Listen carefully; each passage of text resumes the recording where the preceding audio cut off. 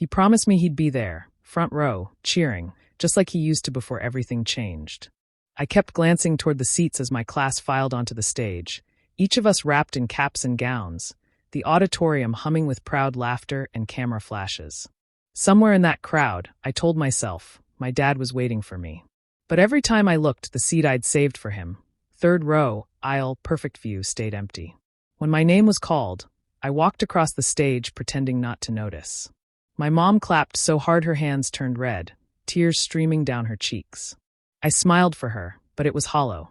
The applause around me felt distant, muffled by that single empty chair.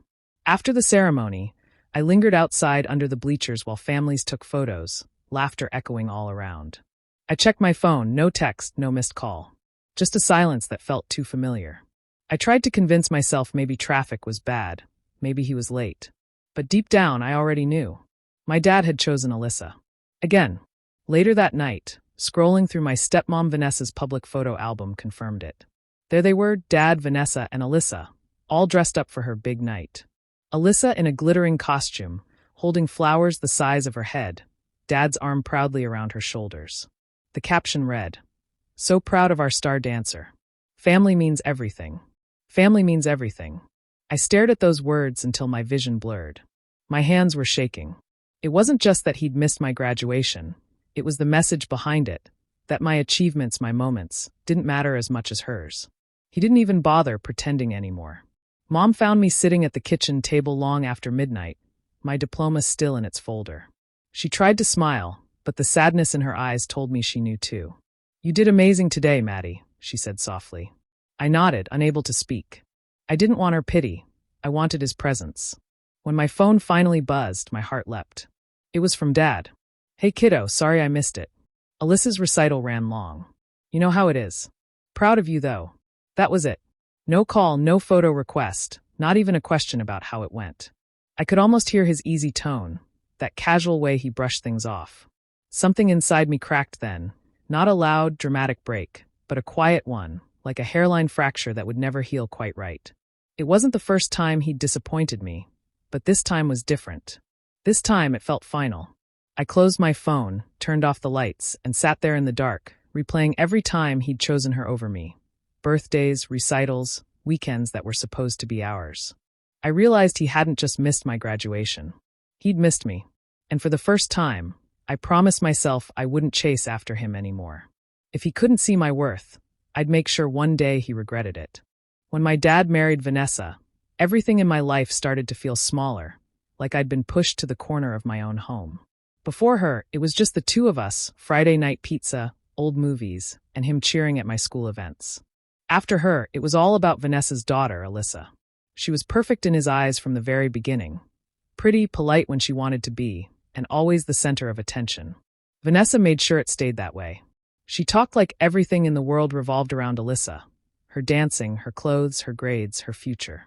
My dad just nodded along, smiling proudly at every little thing she did.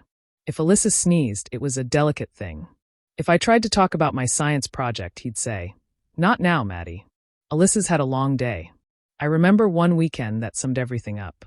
I had a school play where I was finally given the lead role. I'd practiced for weeks, and I begged Dad to come. But that morning, Vanessa told him Alyssa needed new shoes for her recital. They spent the whole day shopping while Mom sat alone in the school auditorium, clapping for me in a nearly empty crowd. Afterward, when I told Dad what he'd missed, he only sighed. "You know how sensitive Alyssa is. She needed me." That was his excuse for everything. Over time, I stopped asking. I'd listen to them plan vacations that didn't include me, dinners that were just for the three of us, as if I was some distant relative. Vanessa never hid her dislike for me either. She smiled at me when Dad was around, but the moment he left the room, her voice turned sharp. "Don't expect special treatment, Madison," she'd say. "Your father already does enough for you." But he didn't. He was always too busy proving to Vanessa that he could be the perfect stepdad. I could feel it. The way his hugs became quick and distracted, how his eyes would slide right past me to look at Alyssa instead. I started to fade out of his life quietly, like a photo left in the sun too long. Alyssa loved it. She liked reminding me how close she and my dad were. "He understands me better," she once told me, flipping her hair with that smug smile. I didn't respond. I learned that silence hurt her more than words ever could. Still, her voice echoed in my head every time Dad chose her side. I thought maybe my graduation would change something. Maybe he'd finally see me again. I pictured him proud, telling me he was sorry for all the times he missed out. But that day never came. His absence at my graduation wasn't just one more disappointment. It was the proof I'd been ignoring for years. That night, as I looked at my diploma, I realized something simple. I wasn't part of his new family. I was just a shadow he left behind when he stepped into someone else's picture-perfect world. It hurt, but it also woke me up. I decided that I'd stop trying to compete with Alyssa. I'd stop waiting for him to notice me. If I was invisible to him, fine. One day, he'd see what he'd lost, not because I begged for it, but because I'd built a life so strong that he couldn't ignore it anymore. The ride home after graduation felt endless. My mom tried to fill the silence with small talk, asking about my friends, the food at the ceremony, even joking about the principal's long speech. But I couldn't bring myself to answer much. The car was warm, but everything inside me felt cold. I stared out the window, watching the streetlights blur past, wondering why it hurt so much when I already knew what to expect from my dad. Mom reached over and squeezed my hand. "He missed out, Maddie," she said softly. I nodded, pretending I was fine. She knew better. My chest felt heavy, like all the pride I should have felt had been replaced by disappointment. It wasn't just that he hadn't shown up. It was how normal it had started to feel. When we got home, I changed out of my gown and sat on my bed, scrolling through my phone even though I didn't really want to see anything. My screen was empty of messages. The clock hit 9, then 10. Finally, around 11, my phone lit up. "Dad." His text came first. "Sorry, kiddo. Alyssa's recital ran long. You know how it is. Proud of you, though." Then a minute later, he called. I answered, hoping maybe he'd sound like he meant it. But his voice was easy, casual, like he was talking about the weather. "Hey, Maddie. Big day, huh? I wanted to be there, but Alyssa's recital, it was one night only. You'll have plenty more graduations." I didn't say anything at first. I just listened, waiting for something real. Some sign that he regretted it. But there was nothing. Just that same calm tone that made it sound like my disappointment was no big deal. When I finally spoke, my voice came out smaller than I wanted. "It was my only high school graduation, Dad." He paused for a second, then sighed. "Don't make this a big thing, okay? We'll celebrate next weekend." Next weekend. Always next weekend. I hung up soon after, saying I was tired. But I couldn't sleep. I lay there staring at the ceiling, feeling like I was invisible in my own father's life. Mom peeked in before she went to bed, asking if I needed anything. I told her I was fine. I wasn't. I just didn't want her to see me cry. I thought about everything I had done to make him proud. The grades, the awards, the late nights studying. None of it mattered. It never would. Not as long as he had Alyssa to brag about. He'd already decided who was worth showing up for. That night, something shifted inside me. I realized I couldn't keep waiting for him to care. I couldn't keep hoping that one day he'd look at me the way he looked at her. I had to stop trying to earn a place in his world. I decided that from that moment on, I would stop chasing people who made me feel like an option. If my dad wanted to treat me like a shadow, I'd disappear completely from his light. One day, he'd realize that the daughter he ignored had built a life so bright that his excuses would sound as small as they always were. I didn't want revenge out of anger. I wanted it out of self-respect. And that was the first night I started to mean it. A few weeks passed before I had to see my dad again. I'd left some of my things at his house, books, a few clothes, and an old camera. Mom offered to go with me, but I told her I could handle it. I wanted to act like his absence hadn't bothered me. Deep down, I was nervous. I wasn't sure how to face him after everything that happened. When I pulled up in front of the house, it looked exactly the same. Clean yard, flowers trimmed perfectly, curtains drawn just right. Vanessa liked everything to look perfect, even when nothing underneath really was. As soon as I stepped inside, I could hear her voice from the living room. She was laughing with two of her friends, her tone full of pride. "Oh, Alyssa was amazing at her recital," she said loudly. "She brings us together. You should have seen the crowd, standing ovation and all. We were so proud." Her words hit me before I even saw her. I stood quietly at the hallway entrance, clutching my car keys. Alyssa sat on the couch, scrolling through her phone, clearly enjoying the attention. My dad sat beside Vanessa, nodding like her every word was gospel. When they finally noticed me, Vanessa smiled like I was an unexpected guest. "Oh, Madison. We didn't hear you come in. I forced a polite smile. I just came to grab a few things. Her friends looked me over briefly before turning back to Vanessa, clearly not interested. My dad gave a half-hearted, "Hey, kiddo," and went back to his coffee. I waited for him to ask how I'd been, maybe to mention my graduation, but he didn't. So I said it myself. "Graduation went well," I said, my voice even. "You would have liked it." Vanessa let out a short laugh, as if I'd told a joke. "Oh, honey, that's just high school," she said lightly. "Alyssa's dance is her passion. You'll have more graduations ahead." Her words felt like tiny needles under my skin. Alyssa looked up, a faint smirk on her face. "Well," she said, crossing her arms, "at least Dad made the right choice that day." I froze. My dad didn't say a word. He didn't tell her to stop, didn't defend me, didn't even look embarrassed. He just sat there, pretending the comment wasn't cruel. I turned toward him, hoping for something, an apology, maybe a sign that he realized how much this hurt. But his eyes were on the TV. That was the moment something inside me hardened. I knew then that the person I wanted to make proud wasn't capable of seeing me. I didn't argue. I didn't cry. I just picked up my bag and said quietly, "Good to know where I stand." Vanessa gave a fake laugh and said something about dinner plans, but I barely heard her. My pulse was loud in my ears as I walked out the door. The sun was bright, but I felt cold. By the time I reached my car, my hands were trembling, not from sadness, but from a strange, sharp clarity. I realized that silence could be stronger than shouting. I wouldn't beg, I wouldn't explain, and I wouldn't forgive. As I drove away, I made myself one promise. They would remember the day they made me feel small. Not because I'd fight them with anger, but because I'd rise so high that they'd have to look up to see me again. That was the day my quiet revenge began. After that visit, I decided to stop wasting time trying to fix something that was already broken.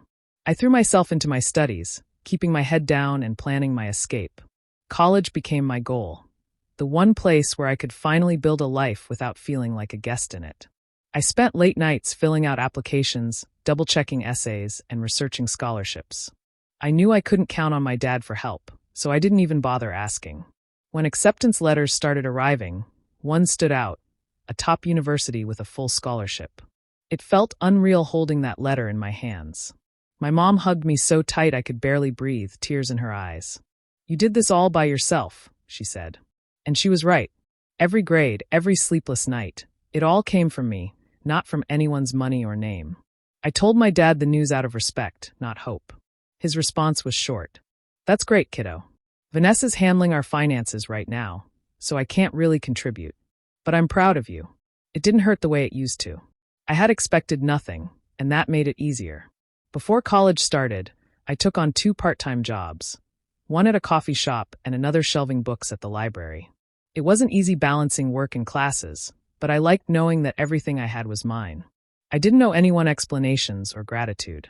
While other students went home to big dinners and supportive families, I spent weekends in the library or on late-night shifts.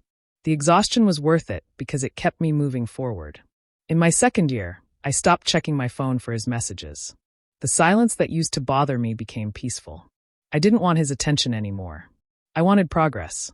I joined a few student organizations, built friendships that felt real, and found professors who believed in me. Each small victory became another layer of armor, protecting me from the past. Then one afternoon, during a study break, I overheard 2 girls talking about an audition list for a well-known dance program. One of them mentioned the name Alyssa Blake. My stomach tightened. I hadn't heard about her in months.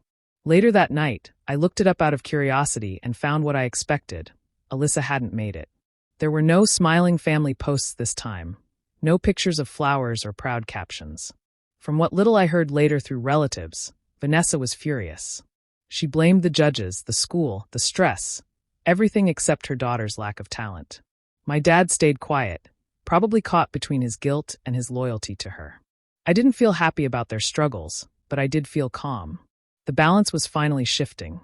While they were busy making excuses, I was building a future. I realized I didn't need revenge in the form of arguments or anger. My success would be enough. By the time I graduated college, I had savings, strong grades, and a new sense of confidence. I had created a version of myself that didn't depend on anyone's approval. The pain they caused had turned into quiet motivation. I didn't hate them anymore. I simply didn't care. That was my freedom, and it was worth every lonely night I had endured. For years passed faster than I expected. College life had changed me completely. I wasn't the same quiet girl who once waited for her father's attention. I had built my own world, one made of hard work, focus, and small victories that nobody could take from me. My mom was there every step of the way, always reminding me how far I'd come. She never complained about money or time, even when I knew she was tired. Everything I did was as much for her as it was for myself. When graduation day came, it felt different from high school. This time, there was no empty seat, no disappointment waiting to happen. My mom sat in the front row, waving with tears streaming down her face as my name was called. Hearing my professors talk about my grades and projects, seeing the respect in their eyes, it all felt unreal. For the first time in my life, I felt seen. After the ceremony, my phone buzzed. I already knew who it was. The message from my dad said, "Proud of you, kiddo. Sorry we couldn't make it. Alyssa's been going through a lot. Hope you understand." I stared at the screen for a few seconds, then locked it without replying. I didn't need to explain my silence. The message spoke for itself. In those 4 years, I had focused on more than just my classes. I'd worked as an intern at a consulting firm, starting at the bottom, copying files, answering phones, making coffee. But I learned fast. By my senior year, I was managing small projects, trusted with responsibilities that most interns never got. My effort didn't go unnoticed. A week before graduation, they offered me a full-time position in their Chicago office with a salary that made my mom cry with pride.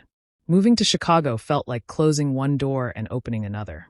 I found an apartment downtown, small but bright, with a view of the city lights. Every morning, I walked to work with a sense of purpose I had never felt before. My team respected me. My boss called me reliable. Those words meant more than any apology my dad could ever give. Around that time, I started hearing whispers through family friends about Vanessa's business. The boutique she had opened a few years back wasn't doing well. Customers were leaving, rent was high, and her reputation wasn't as spotless as she liked to pretend.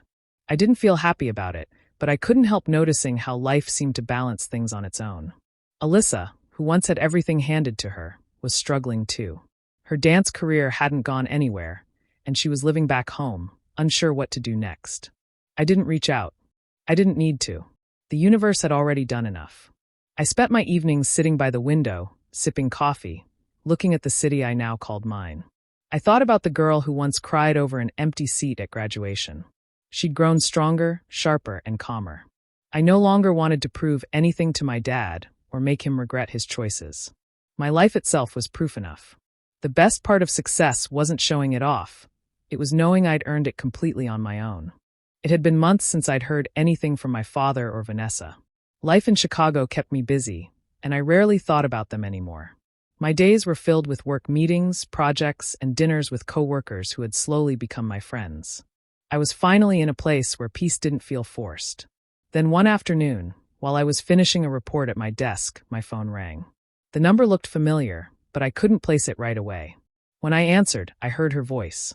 "Madison, sweetheart. How are you?" It was Vanessa, her tone overly sweet, like she was trying too hard. I leaned back in my chair, already guessing where the conversation was heading. "Your dad's been under so much stress lately," she began. "The market's been rough, and the house, well, things aren't easy right now. You know how it is." I didn't reply, just listened. She continued, "Alyssa's college bills are piling up, and we're trying to stay on top of everything. Your dad didn't want me to call, but I told him you'd understand. You've always been so responsible." There it was, the real reason for the call. She wanted money or sympathy, maybe both. I stayed quiet, letting her fill the silence with nervous chatter. After a few seconds, she added softly, "We might lose the house if we don't figure something out soon." I didn't say what I was thinking, that the house she was talking about had never felt like mine. Instead, I said calmly, "I'm sorry to hear that," keeping my voice even.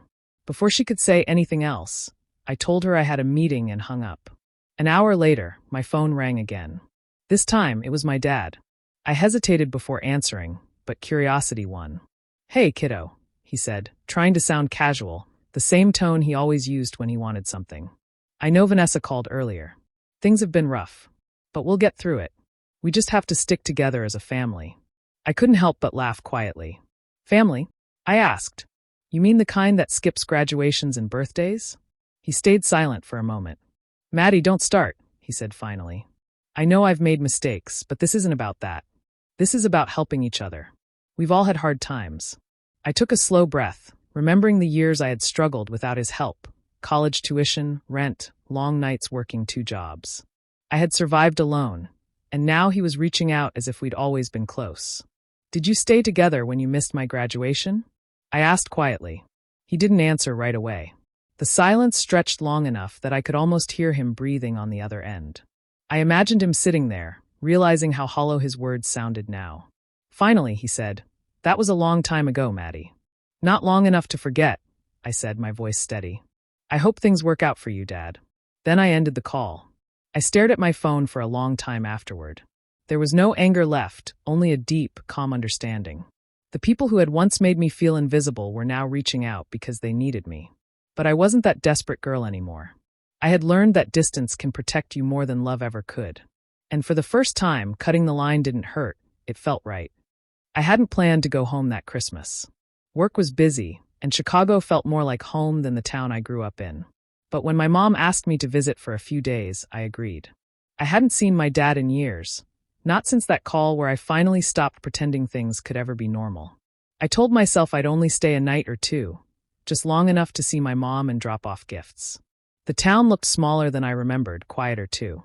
Snow covered the front lawns, and the lights on my dad's house flickered weakly. It didn't look like the picture-perfect home Vanessa always bragged about. When I parked out front, I almost turned back. But curiosity kept me there. My dad opened the door before I knocked. For a second, I almost didn't recognize him. His hair had gone gray, and there were deep lines around his eyes. He looked tired, like someone carrying too many regrets. "Madison," he said, forcing a smile. "Didn't think you'd actually come." Inside, the house felt cold, not just from the weather, but from something heavier. The decorations were sparse, nothing like the bright, overdone Christmases Vanessa used to post about. She sat on the couch, scrolling through her phone, looking irritated more than welcoming. Alyssa was beside her, quiet, her expression hard to read. I could sense the tension right away. My dad tried to start small talk, asking about Chicago, my job, things he should have known years ago. I answered politely, keeping it brief. Then Vanessa finally looked up, her tone fake sweet as always. "You've done so well for yourself, Madison," she said. "Your father and I were just talking about how proud we are. You've got a good job now, right?" I nodded slowly. "Yeah, things are going well." She exchanged a quick glance with my dad, then continued. "We've had a tough year. The business hasn't been doing great, and with Alyssa taking a break from school, things have been complicated. We were wondering if maybe you could help us find some stability. You're so capable." It wasn't a direct request, but the meaning was obvious. I looked at her, then at Alyssa, who wouldn't even meet my eyes. My dad shifted uncomfortably, not saying a word. The man who once ignored my needs now sat silent while his wife hinted for help. I smiled politely, the same way they had done to me all those years ago. "You know," I said lightly, "that's just adulthood. You'll have more chances." The words hung in the air for a moment. My dad looked at me sharply, realizing exactly what I meant. It was what he'd said to me after missing my high school graduation. Back then, it broke me. Now, saying it back felt like closing a door that had been left open too long. Vanessa's fake smile faltered.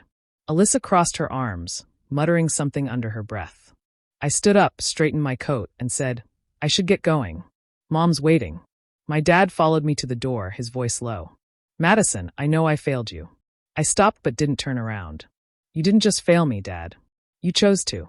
The winter air hit my face as I stepped outside, crisp and clean. For the first time, I felt no anger, no sadness, just freedom. I realized I had finally walked away, not as the forgotten daughter, but as someone who had outgrown their chaos completely. It had been a few months since that awkward holiday visit when I heard the news. My dad's house had been foreclosed. A neighbor told my mom that Vanessa packed up her things and left with Alyssa soon after the bank notice arrived. The picture-perfect life they'd tried so hard to show the world had finally fallen apart. When I found out, I didn't feel angry or happy, just distant. It was strange to think about how much time I'd once spent aching for their approval. Now, hearing that everything they'd built on appearances was gone, it barely stirred anything inside me. I had built my peace somewhere else, and nothing about their downfall could take that away. Weeks passed before I heard directly from him. It was a quiet Sunday morning when my phone rang. His name flashed on the screen, and for a long moment, I just stared at it. Part of me wanted to ignore the call, but something deeper, curiosity, maybe closure, made me answer. His voice was shaky. "Maddie, it's me." I said nothing. The silence stretched between us, filled with years of things that had never been said. Finally, he took a breath and continued. "I don't even know where to start. Everything's gone. The house, Vanessa, even Alyssa won't talk to me. His voice broke. I wish I'd been there that day. At your graduation. Maybe things would have been different." Hearing him cry felt unreal. This was the man who once told me to stop making things a big deal, who brushed off every hurt like it was nothing. Now he sounded small, lost. I didn't interrupt.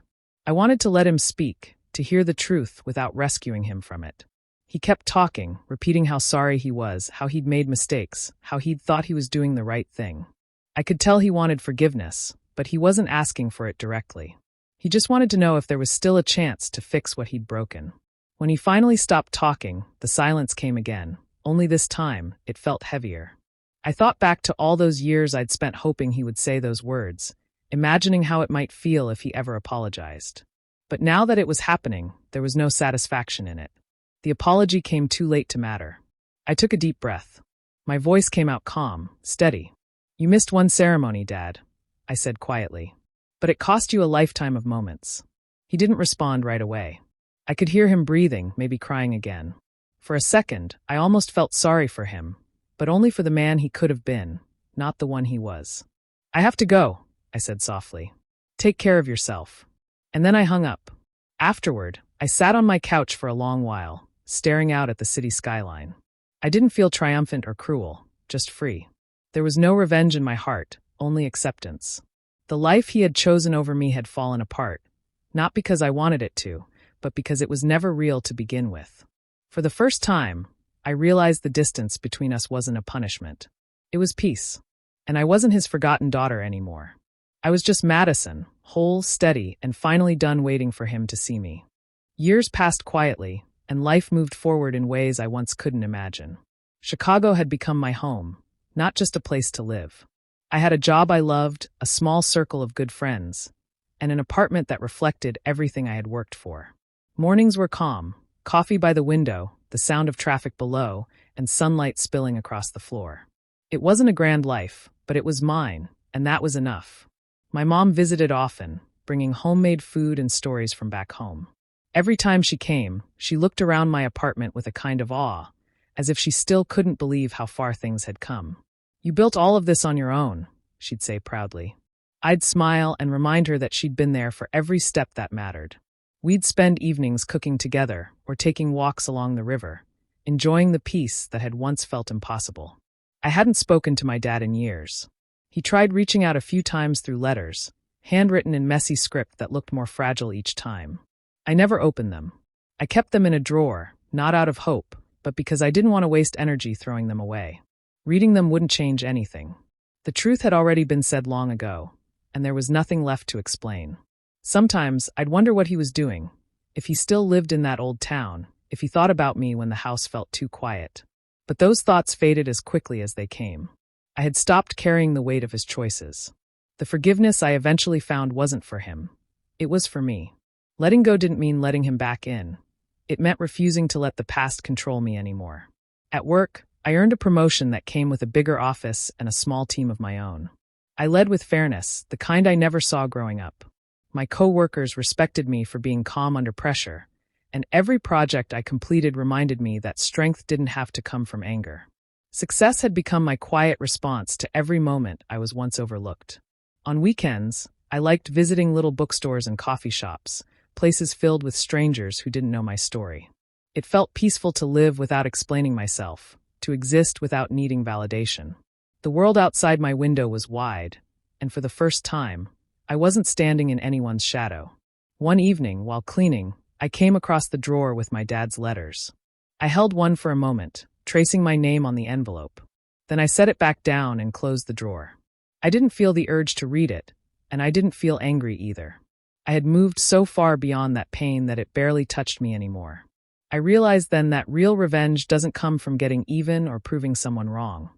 It comes from becoming whole when they expected you to stay broken. My silence spoke louder than any words I could have said.